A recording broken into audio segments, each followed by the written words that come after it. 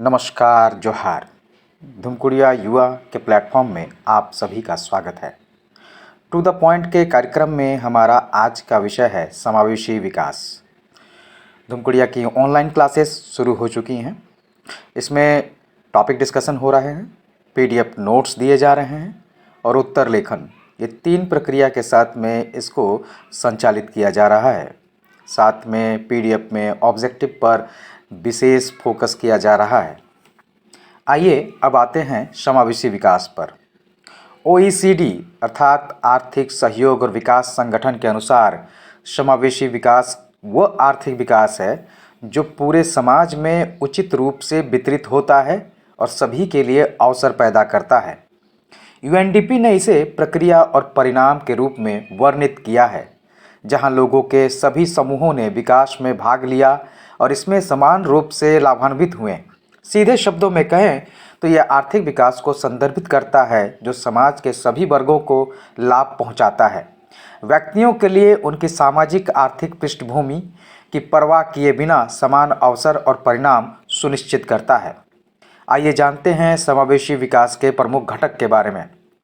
पहला, गरीबी में कमी। दूसरा, महिला सशक्तिकरण। तीसरा, सुशासन।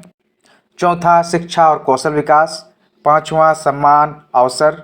छठा, बुनियादी सेवाओं तक पहुंच। सातवां, रोजगार सृजन। आठवां, हाशिए पर पड़े लोगों की समस्याओं का समाधान। नौवां, आय असमानताओं में कमी। 10वां, समाज के सभी वर्गों की आर्थिक विकास में भागीदारी और आर्थिक विकास के लाभ तक उनकी पहुंच होना। आइए अब समझते हैं भारत में समावेशी विकास की स्थिति क्या है। भारत अब विश्व स्तर पर सबसे तेजी से बढ़ती अर्थव्यवस्थाओं में से एक है। इसको लेकर कई इंडेक्स हैं, उन्हीं इंडेक्सों के आधार पर इसको हम देख सकते हैं। जैसे एचडीआई इंडेक्स, मानव विकास सूचकांक एचडीआई में भारत में उस अनुरूप वृद्धि नहीं हुई है जिस अनुरूप होनी चाहिए।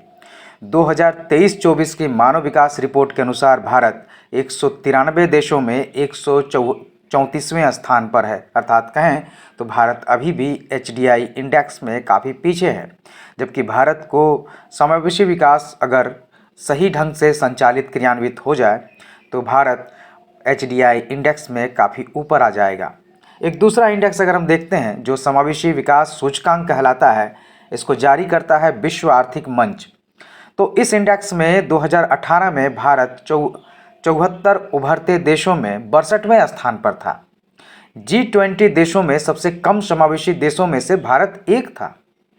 सार्वजनिक भलाई या निजी संपत्ति के तौर पर ऑक्सफैम द्वारा प्रकाशित रिपोर्ट 2019 से पता चलता है कि भारत के शीर्ष 10% के पास कुल राष्ट्रीय संपत्ति का 77.4% है, जबकि शीर्ष 1% के पास 51.53% संपत्ति है।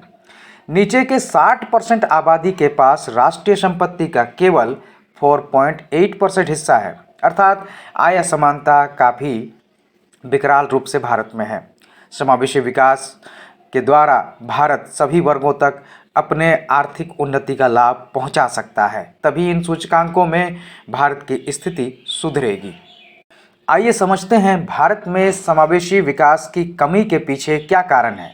पहला कारण ऐतिहासिक है, क्योंकि भारत में ऐतिहासिक काल से ही समाज के कुछ वर्गों के खिलाफ भेदभाव अपनाया जाता रहा है। दूसरा, लैंगिक असमानता। तीसरा, बड़े पैमाने पर अनौपचारिक रोजगार। चौथा, कृषि पर अत्यधिक निर्भरता। पांचवा, विकास में क्षेत्रीय असमानताएं। छठा, वैश्वीकरण। सातवां, बेरोजगार आधारित भारत का आर्थिक विकास, क्योंकि एलपीजी के बाद में जो विकास हुआ उसे रोजगार रहित विकास भी कहते हैं।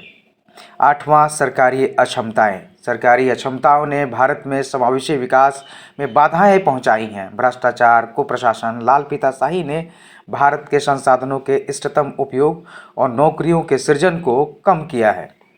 अब देखते हैं कि आखिर समावेशी विकास सुनिश्चित करने के लिए भारत में क्या चुनौतियां उपस्थित हैं। भारत किन चुनौतियों का सामना कर रहा है जो उसको समावेशी विकास सुनिश्चित करने से रोकता है। पहला, गरीबी। दूसरा, संसाधनों का असमान वितरण। तीसरा, सामाजिक और सांस्कृतिक बाधाएं। चौथा, कमजोर संस्थागत क्षमता। पांचवा, ग्रामीण शहरी विभाजन। छठा, बेरोजगारी और अल्परोजगार। सातवां, शिक्षा और कौशल अंतर। ये वैसे कारण हैं जो भारत को समावेशी विकास को लेकर चुनौतियां पैदा करते हैं। इनको दूर किया जाना बहुत जरूरी है। आइए जानते हैं समावेशी विकास के लाभ क्या हैं। समावेशी विकास आर्थिक स्थिरता सुनिश्चित करता है। ये सामाजिक एकजुटता लाता है, मानव पूंजी विकास में वृद्धि करता है, विस्तारित उपभोक्ता आधार तैयार करता है जिससे आर्थिक उन्नति अग्रसर होती है, राजनीतिक स्थिरता प्रदान करता है, नवाचार और रचनात्मकता में व्यापकता आती है। अब आगे समावेशी विकास के लिए क्या किया जाना चाहिए। शिक्षा और कौशल विकास के हो, रोजगार सृजन किया जाना चाहिए ताकि सबकी भागीदारी अर्थव्यवस्था में हो। सामाजिक सुरक्षा कार्यक्रमों को प्रोत्साहित किया जाना चाहिए। वित्त समावेशन अत्यंत आवश्यक है। लैंगिक समानता लाने की कोशिश हो। ग्रामीण विकास नीतियों में सुधार किया जाना चाहिए ताकि अधिक से अधिक लोग भारत के हो रहे आर्थिक विकास में अपनी भागीदारी सुनिश्चित करें। एक समग्र दृष्टिकोण जो क्षेत्रीय असमानताओं, जनसंख्या की विविध आवश्यकताओं पर विचार करते हुए कई आयामों को संबोधित करता हो, भारत को समावेशी विकास के पथ पर ले जाने के लिए महत्वपूर्ण होगा। रणनीतियों को प्रभावी ढंग से क्रियान्वित करने में सरकार, निजी क्षेत्र, नागरिक समाज और अंतर्राष्ट्रीय संगठनों के बीच सहयोग महत्वपूर्ण है।